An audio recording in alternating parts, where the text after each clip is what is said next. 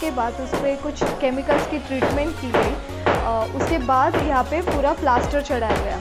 सो ये जो प्लास्टर था वो भी बेसिकली कुछ लेयर्स में हुआ है, जैसे कि केमिकल्स लगाने के बाद कुछ टाइम में फर्स्ट लेयर चढ़ाई गई, उसको एक 6 से 7 घंटे सूखने दिया और उसके बाद सेकेंड लेयर चढ़ाई गई। इस तरह से ये प्लास्टर को पूरा 2 दिन लगे हैं।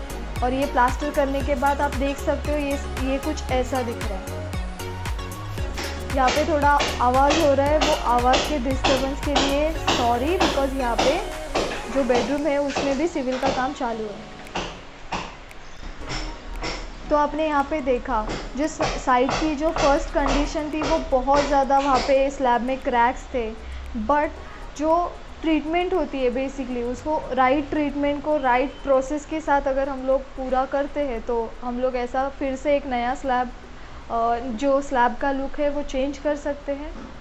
मीन्स वर्स से वर्स स्लैब की भी सिचुएशन ऐसे सारे ट्रीटमेंट की वजह से कुछ सालों के लिए रिकवर हो सकती है।